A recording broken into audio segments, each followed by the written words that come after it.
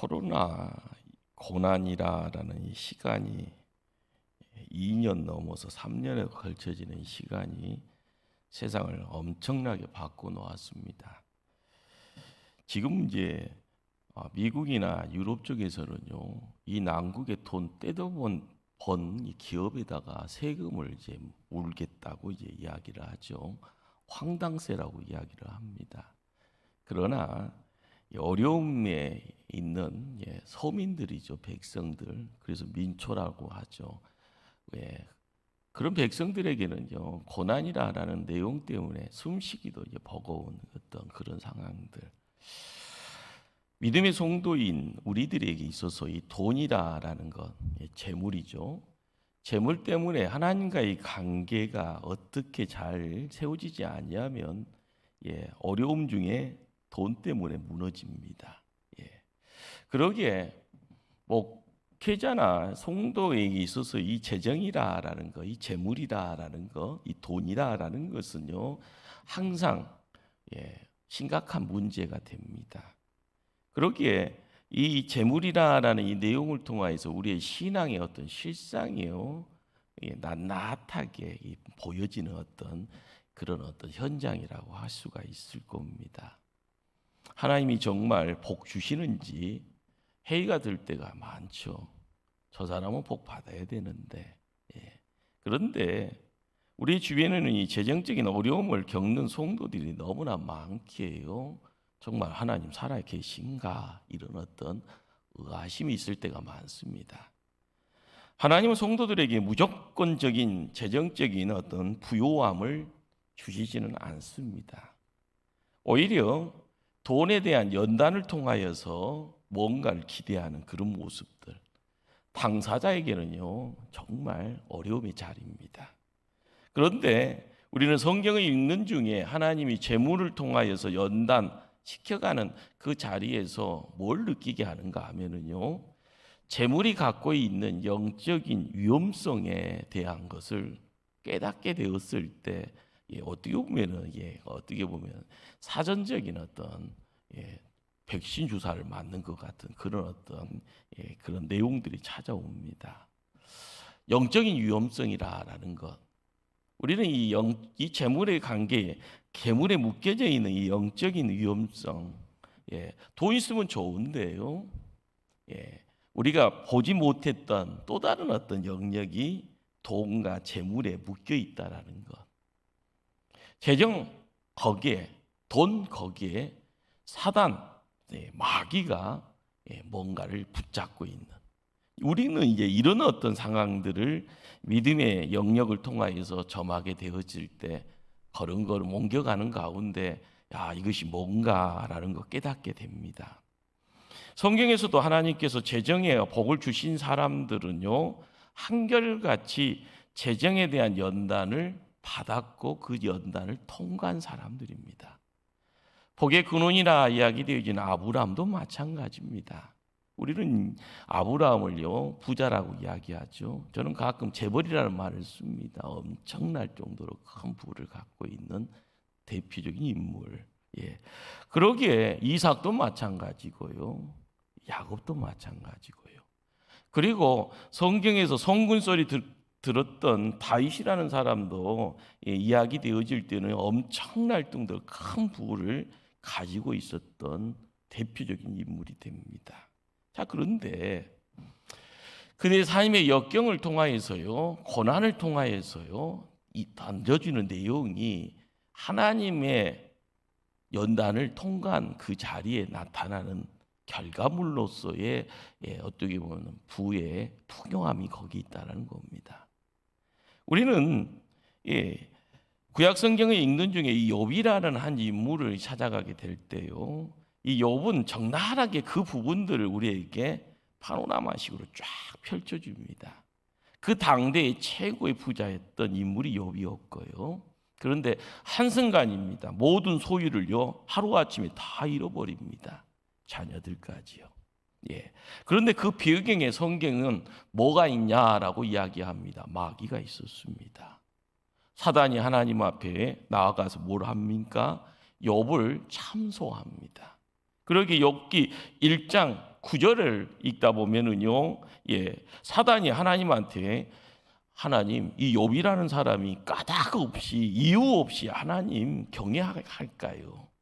자, 11절에는 무슨 말씀을 하는가 하면은 하나님 욥을 한번 때리세요.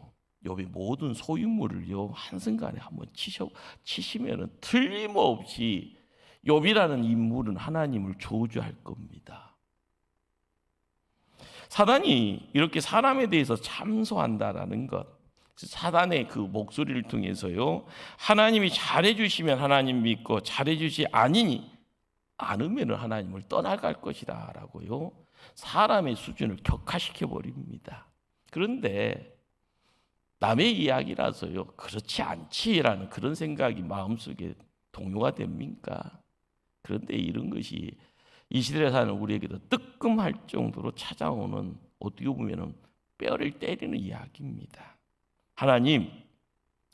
하나님한테 잘했으니까 하나님 앞에 찬양 드리는 이 모습 이쁘지 않습니까? 이 정도로 교회에 충성했는데 한번 복 주셔야 되지 않겠어요? 이것이 잘 믿는 사람들의 이야기입니다. 자, 그런데 하나님 앞에 사단이 이야기하는 내용이 뭡니까? 한번 거두어 보십시오. 진짜인지 가짜인지 한번 볼게요. 이것이 지금 사단이 하나님 앞에 던져지는 어떻게 보면 시험거리죠. 우리는 앞서거니 뒤서거니요 우리가 생각하는 하나님 편에서 우리가 가지고 있는 복으로서 허락되어진 이 부에 대한 내용이 진짠가 가짠가, 욥을 놓고요 사단이 하나님 앞에 이야기한 것 한번 치시고 진짜로 진짜인지 가짜인지 한번 봅시다 하는 이 소리가 우리 편에 다가올 때 우리는 어떻게 대처할 수 있을까요? 우리는 이제 재물이다, 돈에 있어서요 많은 생각을 많은 생각을 하게 됩니다. 중요한 건 이 시대에 돈 없이는요 살기 참 퍽퍽합니다. 돈 때문에 울고 돈 때문에 웃고 그렇죠. 여기에 하나님이 성도들에게 향하는 내용들이 있는데 하나님의 인도하심을 빨리 깨달아야만이 나의 삶의 자리를 지킬 수 있고 어떻게 보면 중심 잡을 수 있고 나를 통하여서 내 후손들이, 자녀들의 인생길이 형통의 길을 걸을 수 있는 발걸음이 될 줄 믿습니다. 가장 중요한 것, 왜 이 어려움의 자리가 어떻게 보면 배설이 되어지는가? 돈 좋잖아요. 재물 좋잖아요. 부자 소리 듣는 거 좋잖아요. 그런데 거기서 잠깐만 벗어나면은요, 뭐가 있는가 하면은 하나님을 향하는 열심, 사랑보다는 인간의 탐심이 있습니다. 탐심이라는 것이요, 왜 하나님 편에서는 아니다라고 이야기하는가? 거기에는요 사단이 있고 마귀가 있다라는 겁니다.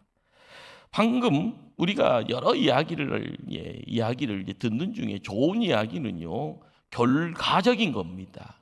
아브라함, 이삭, 야곱, 다윗이라는 한 인물들이 큰 인물로 비춰지는 그 자리에 이들이 부자 소리 듣는, 그런데 부자가 되어질 수 있는 그릇이 되어졌기에 부가 함께 어울려진 것이라는 거죠. 그런데 이 시대를 살아가는 믿음의 성도들은요 그 연단의 자리는 잠깐요 캔슬시키고 지워버리고 결과만 가지고 나도 그렇게 되고 싶어요 라고 이야기하는 그냥 욕심입니다. 소원이라고 하면서 들려지는 내용은요 하나님 앞에 이 욕심을요 잠깐 감추기를 원하는 거죠. 그런데 그 욕심의 자리에 영적인 간섭이 있다는 거죠. 하나님의 역사가 아니라 마귀의 역사. 돈에 대한 욕심이 생겨버립니다. 그 욕심의 자리에 누가 역사하는가 봤더니 마귀의 존재가 있어서 역사가 이루어지더라는 겁니다. 부자가 되고픈 욕심, 이 내용은요 이 시대를 살아가는 성도들에게 파멸과 멸망에 빠지게 될 위험이 생겼다라는 것을 가르쳐 줍니다. 디모데전서 6장 9절에요. 이런 말씀을요 사도 바울이 우리에게 전합니다. 부하려 하는 자들은 시험과 올무와 여러 가지 어리석고 해로운 욕심에 떨어지나니 곧 사람으로 파멸과 멸망에 빠지게 하는 것이라.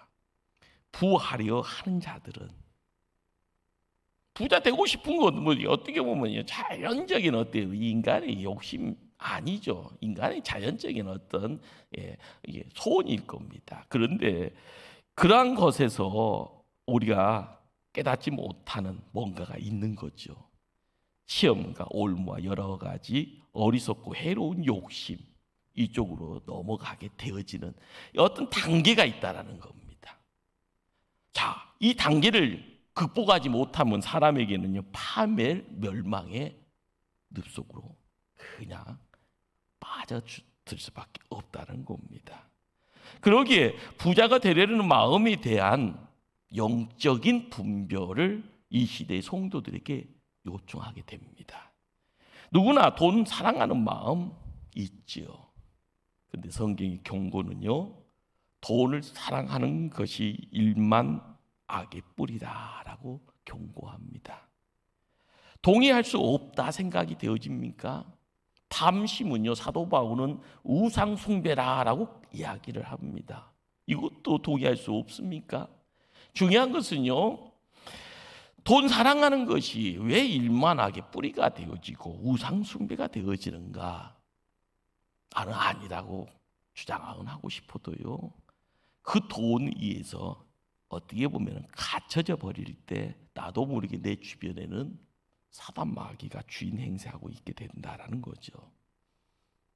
재물에 대한 마음이요 준비가 되지 않은 상태에서는 하나님이 우리에게 재물을요 풍요롭게 해버리면 그것이 축복이 아니다라는 겁니다.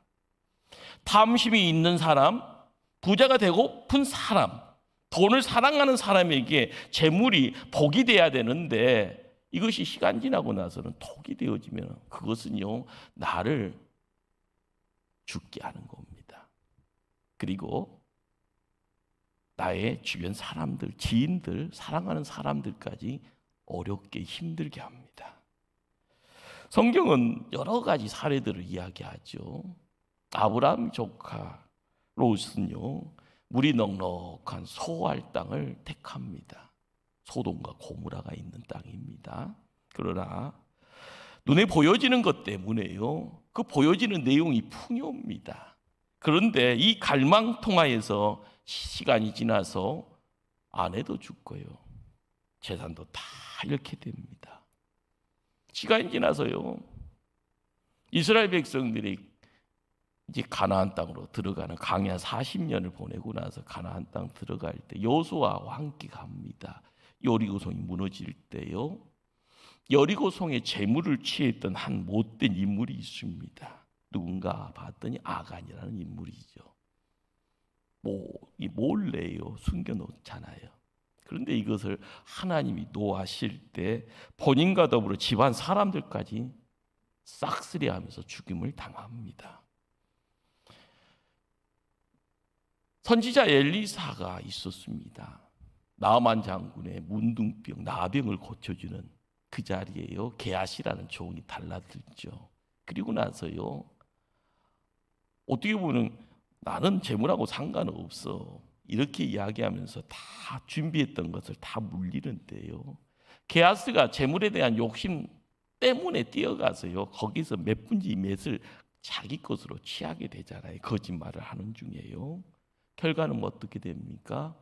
게하시가요 나병 걸립니다.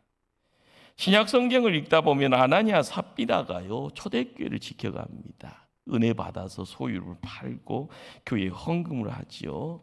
그런데 그 마음속에 아까운 마음이 찾아 들어옵니다. 그 중에 얼마를 감춰놓게 됩니다. 자, 결론이 어떻게 됩니까? 하나님이 때려버리잖아요.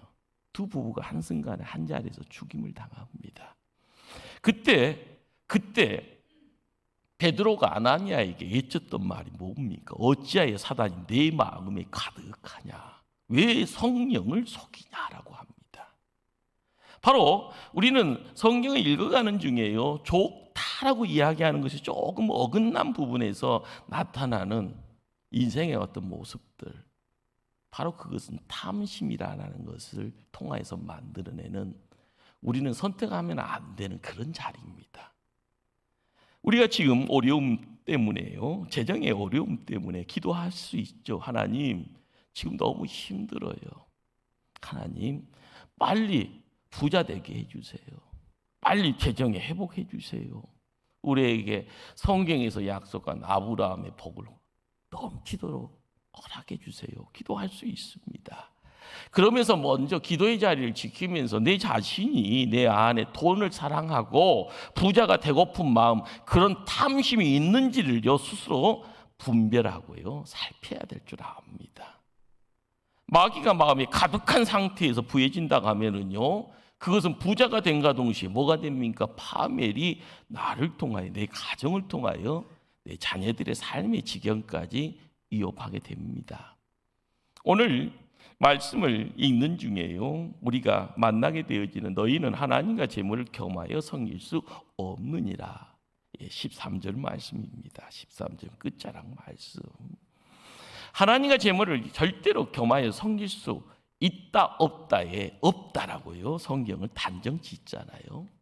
마음에 돈을 사랑하는 탐심이 있다면은요, 그 탐심이라는 것이 벌써 바로, 야, 너는 재물을 먼저 지금 섬기려고 하느냐. 나도 모르게 선택이 아니라요, 재물의 끌림 따라서 내 자신이 재물과 친구 삼고 있는 그런 모습 되어질 때 참 인생 고달파지겠죠. 자, 이 말을 들은 바리새인들이요 예수님을 비웃습니다. 예수님이 비웃어요. 성경은 바리새인들이 돈을 좋아하는 자라라고 이렇게까지 기록을 해놓고 있잖아요. 14절 말씀이에요. 바리새인들은 돈을 좋아하는 자들이다. 이 모든 것을 듣고 비웃거늘. 바리새인이라는 인물들은 어떤 인물들입니까? 구약의 율법 앞에서 모든 것을 올인하는 자입니다. 철저하게요 말씀 지킴이로 그들의 삶을, 그러기에 세상의 권력은 다 질 수 있는 자리까지 와서요 갑질하는 그런 모습이죠. 겉으로는 하나님 잘 믿는 것처럼, 그러나 속으로는요 돈을 좋아하는 그런 어떤 사실. 이 시대도 마찬가지인가 보죠. 그런데 이런 사람들을요 성경은 뭘 이야기를 하는가 하면, 이런 사람들을 지칭해서 이들을 율법주의자라고 이야기를 합니다. 왜 율법주의자들, 이들은 돈을 좋아할까? 이유는 그들에게는 은혜의 개념이 없다라는 겁니다. 이건 무슨 소린가 하면요, 쉽게 이야기하면 거칠에 대한, 포장에 대한 것은요 능수능란한 전문가 소리 들을 수는 있지만 빈 깡통이라는 겁니다. 그러면 속이 채워져야 되는데 속을 채우는 내용이 뭔가 하면요 겉의 치장이 아니라 속은요 은혜로 채워져 있어야 빈 깡통이 아니지 않습니까? 그들은 자기들이 복을 받는 이유를요 하나님 앞에 복 받을 일을 했기 때문이다라고 생각하니 어디 가서도 큰 소리입니다. 어디 가서도 자기의 행동이 정당하죠. 심지어는 사람 죽이는 것까지 그렇습니다. 이 지구의 역사예요. 중세 때 마녀사냥이라는 이름 속에서 행해졌던 것이 뭐예요? 종교정쟁이라는 이름 속에서요 무수한 사람들이 죽어갔던 이유가 뭘까요? 왜 예수님이 왔을 그 당시에 많은 사람들이 돌을 들어가면서요 문제 있는 사람들에게 돌을 던져서 그들에게 죽음까지 내몰아가는가? 그들은 자기의 행동의 정당성을 항상 이야기합니다. 그렇죠, 문제 없는 것처럼 보입니다. 그런데 빈 깡통처럼요 속에 은혜가 없이 그들이 세상 살아가는 것, 그래서 문제입니다. 자, 자기들이 복을 받은 증거가 분명히 나타난다라고 생각할 때 그 증거를 뭘로 생각하는가? 부자가 돼야만이 내가 복 받았다라고 이야기하고요, 내가 부자이니까 너희들은 내 말 들어야 된다라고 이야기를 하는 겁니다. 아니다라고 하면 돌을 던지는 거고요. 돌을 던지는 결과가 뭡니까? 사람에게 잠깐 병원에 옮겨가는 것 수준이 아니라 죽음까지 내몰고 가는 그런 어떤 얼추근이 없는 결과를 만들죠. 만약에 자신들이 가난하다면은 하나님이 자신을 사랑하지 않는다라고까지 생각하기 때문에요. 어떤 형태든 간에 부자가 돼야 되는 겁니다.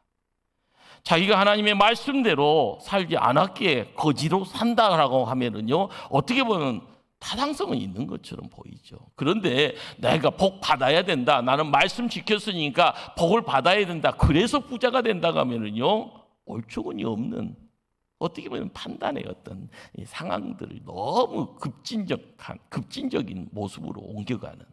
그런데 예수님 때 이런 부리들이 율법학자였고요, 바리새인이었고요.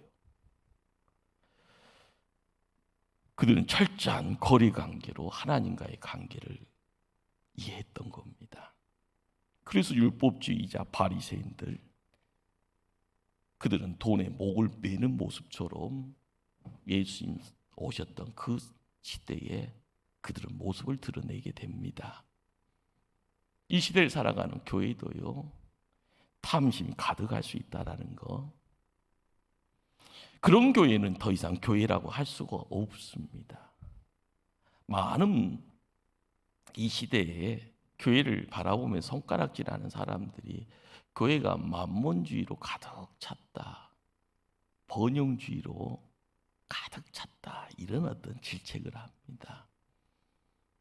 그러다 보니까 하나님 영광이라는 이름 속에서 교회만 크게 지으려고 하고, 그 자리에 함께하는 무수한 사람들이 부자 소리 들어야 된다고 이야기하고요, 복을 받았다라는 이름 속에서 복 받지 못한 사람들에게 내가 부자니까 너는 복 못 받았어라고 손가락질하는 그런 모습이요, 이 시대에 큰 교회에서 자행되어지는 큰 죄악의 내용들이었습니다.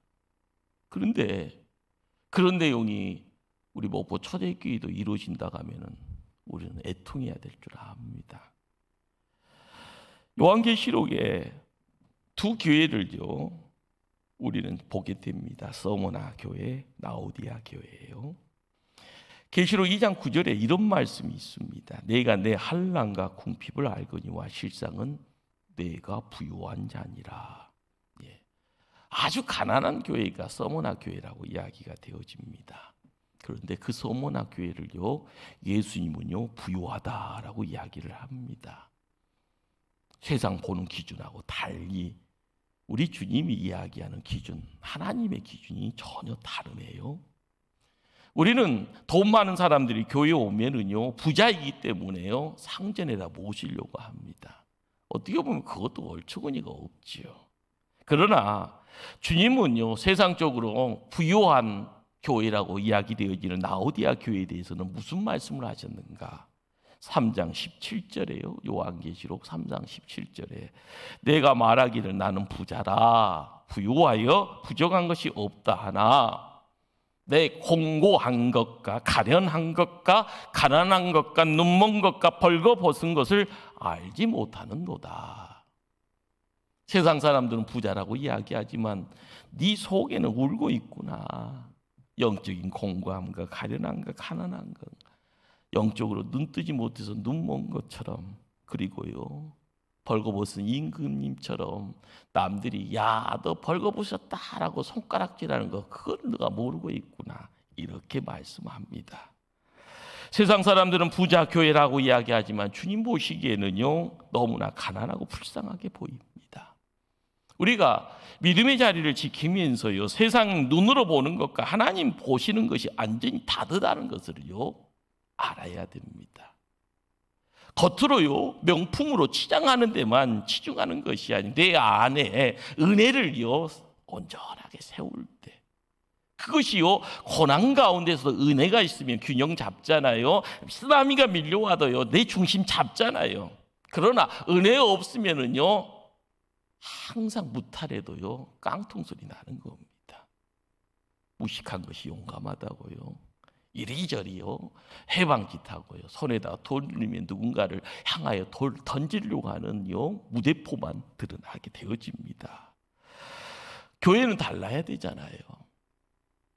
교회는 예수님이 피로 값주고 사신 장소기예요. 하나님의 사람들이 모여야 되는 장소기예요. 교회는 달라야 되잖아요. 세상 사람들이 가지고 있는 기준치, 판단의 어떤 내용 가지고요, 그걸 가지고 교회에서 줄 세운다고 하면은요, 그것처럼요, 은혜 말소시키는 죄인이 되어지는 겁니다. 우리 마음에 돈 많은 사람과 가난한 사람 바라보는 기준 어떻게 바뀌어야 될까요? 내 안에 탐심이 있다 하면은요, 돈에 끌리면은 끌려가는 가운데 내 스스로가 줄을 섭니다. 큰일 날 것 같습니다. 부자가 되고픈 마음 때문에요, 부자들 기웃기웃거리다가 부자들의 그 입만 열심히 쫓아가면서요, 열심히 뒤쫓다 보면은 나중에는 꾸중물 들이킬 수밖에 없는 겁니다. 중요한 것은요, 탐심이라는 것은 재물에 끌려가는 마음이잖아요.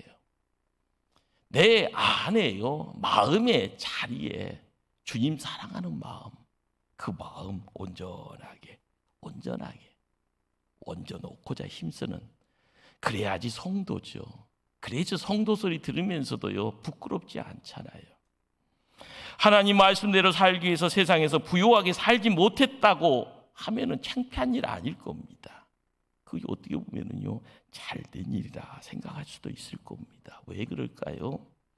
우리가 하나님 나라 가서 받을 상급이 매우 클 것이기 때문에요. 하나님 말씀대로 살았는데 세상에서 살면서도 부유하게 산다고 하면은요, 그걸 나쁘다고 손가락질 할 수는 없습니다. 왜요? 단지 하나님 앞에서 받을 상이 작다는 것뿐이죠. 왜요? 하나님 편에서 받을 상을 세상에서 먼저 받았기 때문에 그렇다는 겁니다. 그러나 이 땅에서 부유하게 살고 싶어서 하나님 말씀대로 살지 못했다고 하면요, 욕심장이잖아요. 손에 뭔가를 묻혀가면서 세상 살다 보면서 남들에게 부자 소리 듣는다 해도 그건 어떻게 보면 끔찍한 일이 될 겁니다. 정말 울고 통곡할 일이죠. 정말 우리가 믿음 생활을 하면서요, 하나님과 재물을요, 어떻게 해요? 겸하여 섬길 수 없느니라. 이 말씀을요, 어떤 식으로 해결을 해야 됩니다. 오늘 말씀은요, 정말 하나님께 재정의 복을 받을 수 있는 그릇 준비하기를 힘써 나갈 때마다 내 것에 명품 들이기를 힘쓰는 자가 아니라 내 마음의 공간에요, 은혜를 채우는 그 자리가 바로 경건의 모습입니다. 신앙이라는 열쇠가 어떻게 보면 우리에게 뭔가를 허락해 주시고 그를 찾게 되면 그건 능력이 됩니다. 많은 사람들 학교 들어가기를 힘쓰잖아요. 어떤 분들은 한국은 서울대 때문에 망하는 나라라 이런 이야기를 합니다. 서울대를 어떻게 잘 이용하느냐에 따라서 세상은 바뀔 텐데, 자식을요 서울대 집어넣기를 힘써가는 부모들의 마음에는 뭐가 있습니까? 그것이요 욕심입니다. 욕심이요. 사람을 키우는 것은요 재물로 할 수도 없고요, 졸업장 가지고도 할 수가 없는 겁니다. 우리가 하나님 편에서요, 하나님을 알게 되어지면 하나님이 역사하시는 그 내용 속에서 보이는 것과 보이지 않는 영역 속에서 이루어지는 내용들이 뭔가, 인간의 욕심 가지고 한 걸음 옮겼더니 부자 소리 듣는다, 그건 그걸로 끝내야 될 텐데 또 다른 발걸음 옮겨갑니다. 거기에요 더 기묘한 방법과 교묘한 방법 쓰다 보면은요, 나중에는 그것이 올무가 돼서 자기의 목을 재일 겁니다. 숨 막히면은요 죽는다는 소리 할 거고요. 중요한 것은 인간의 생각, 인간의 계략 가지고는요, 많은 어떤 재물을 내 품에 품는다 해서, 부자 소리 듣는다 해서도 하나님 곁을 떠나면 그건 저주입니다. 세상에요, 일확천금을 바라보면서 로또 앞에 관심을 두고 있는 이들이 많습니다. 로또를 통해서 던져주는요 아름다운 소식은요 몇 가지 없습니다. 다 안 좋은 이야기들, 그런 소식만 전합니다. 그러나 역시나입니다. 혹시나 거기에서 뭔가가요 스물스물 소문이 들려올 때 그 뉴스는요 좋게 표장되어지는 가짜 뉴스들이 많죠. 우리가 믿음의 역사를 드러낼 때요 100이면 100, 1000이면 1000 믿음 그것 건사하지 못해서 세상으로 쫓겨가는 인생들 돼서는 안 될 겁니다. 하나님을 알아가고요 하나님을 통하여서요 돈에 대한 정직한 자, 탐심이라는 마귀의 충동을 이길 수 있는 사람, 그리고요 하나님 섬길 때 십자가를 통하여서 던져주는 하나님의 메시지가 뭡니까? 예수님의 피가 보혈이 되어지는 그 자리. 예수님이요 십자가를 지고 올라갈 때요 하늘의 지성소가 열려지는 그 역사 속에서 세상 사람들 깨닫지 못했던 하나님과의 관계가 더 견고해지는, 내가 기도하는 가운데 하나님 내 기도 소리를 듣는다라고 이야기되어지고 하나님이 전능의 손길이요 내 인생의 문제들을 붙잡고 있고요 때가 되어지면은요 넉넉하게 이길 수 있는 큰 그릇 만들어 주셔서 헤쳐나갈 수 있게 만들어 주시면은요 그때에 만들어지고 우리의 눈에 보여지는 것이 시온의 대로가 됩니다. 이스라엘 백성이요 애굽이라는 땅에서 나오는 것이 참 버거운 일이었습니다. 노예 생활 하는 것이 힘들었고요. 그렇지만 그것이 좋사오니 모세라는 힘이 있는 영권 가지고 있는 자가 와서 예칠 때 혹시나 하는 마음 가지고 나가는 그 발걸음이 하나님의 개입이 뭡니까? 10가지 재앙이에요. 재앙. 예. 모세가 탁월해서 가는 것이 아닙니다. 하나님이 전격적으로 10번의 해초리를 들고요 내리쳐버린 거예요. 보았잖아요. 그리고 나서요 야 이러다가 더 큰일 날 것 같다 해서요 발걸음 옮기잖아요. 자 그런데 광야에 가는 이스라엘 백성들이 주섬주섬이요 챙겼던 것이 뭔지를 아십니까? 애굽에서 묵어놨던 금은 부치들 감나가는 것을 다 주섬주섬 등에 메고 광야로 갔던 거예요. 사람은 똑같아요.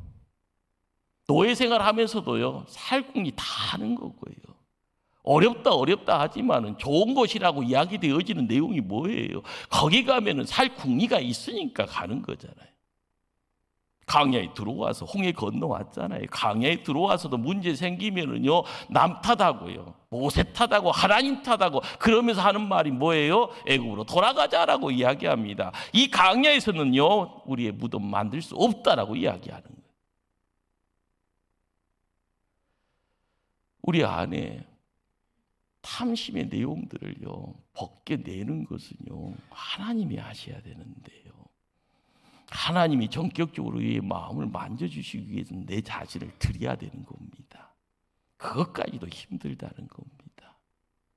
이 세상이요 그렇게 교묘하게요 사단과 마귀가 그렇게 우리들을 억제해가면서 만들어가는 세상이 그런 세상입니다. 40일이 40년이 되어지는 이유가 뭡니까? 헛것 보니까 그러잖아요. 12지파의 최고로 똘똘한 엘리트, 최고의 일꾼을 뽑아서 12명을 보내놨는데 40일 동안 본 것이요 헛것 보고 오는 거예요. 가면 죽습니다. 단지 2사람만. 그들은 우리의 밥입니다. 하나님이 밥상 차려놨네요. 믿음 가지고 가면은요 입술의 고백이 그들이 우리의 밥이요라고 이야기하지만 믿음이 없으면은요 우리는 죽습니다라고 이야기하는 겁니다. 세상이 우리를 부른다고 할 때요 재물을 가지고만 세상 살아간다 생각하면 세상에서 사는 방법은 재물로만 시작되고 재물로만 마무리될 겁니다. 그러나 하나님 편에 있게 되어지면은요 광야의 40년의 역사는요 재물 가지고 해결되지 못하는 하나님의 은혜가 있었습니다. 만나와 메추라기를요 허락하시는 분. 여러분들 요즘 물도 돈 주고 사 먹잖아요. 그런데 40년 동안 물값 내지 않고 세상 삽니다. 의복 신발 헤어지지 않습니다. 걱정 없이 세상 삽니다. 여러분들 먹으면은요 싸야 되잖아요. 여러분 유럽 같은 데 여행 가면은 화장실 때문에 화장실 들어갈 때 못 내고 들어갑니까? 돈 내고 들어가야 되잖아요. 싸는 것도 돈 안 받았어요, 하나님. 그런데 더 재밌는 것은요. 100명이 모이든 1000명이 모이든 간에요. 먹기만 하면은요. 해결이 됩니까? 화장실이 필요하잖아요. 그런데 40년 동안 배분 처리하는 것 가지고 고민했다고 성경 기록하지 않습니다. 우리가 믿음 생활을 하면서요. 돈 그래서 돌아버리는 인생 되지 맙시다. 돈에 묶여서요. 돈에 묶여서 마귀짓 하면서 세상 살아가면 안 됩니다. 내 안에서요. 조그만 것이 뭔가라는 것을 그렇지만은요. 잠깐 유혹되어지는 그것이요. 나도 부자 될 수 있는데 이 생각이 앞서가면 탐심입니다. 하나님이 그릇 준비되어져요. 야, 뭐 이 재정 관리할 수 있는 수준이구나. 너 쓰겠다라고 할 때요. 저요라고 하기 전에 하나님 쓰신다고 하면 얼마나 할렐루야입니까? 하나님 나라 지켜갈 때마다 하나님과 재물에 대한 생각을 우리 하나님 은혜 주신 가운데 무게중심을 하나님 편의 모든 것을 올인할 수 있는 힘 있는 종들로 내 자신을 옮겨가기를 힘써갈 때마다 우리는 매일매일 하나님 앞에 영적 산재물이 되어지기를 힘써갈 때 하나님 우리를 변화시킬 줄 믿습니다. 재물의 유혹은 끊임없잖아요. 그렇지만 그것을 단절할 수 있는 것은 하나님입니다. 내가 하나님 편에요. 나를 들어 쓰시옵소서. 나를 영적 산재물로 받아주시옵소서. 이렇게 하나님 앞에 모든 것을 맡길 때마다 우리 하나님 그런 사람을 들어 사용하실 줄 믿습니다. 기도합니다.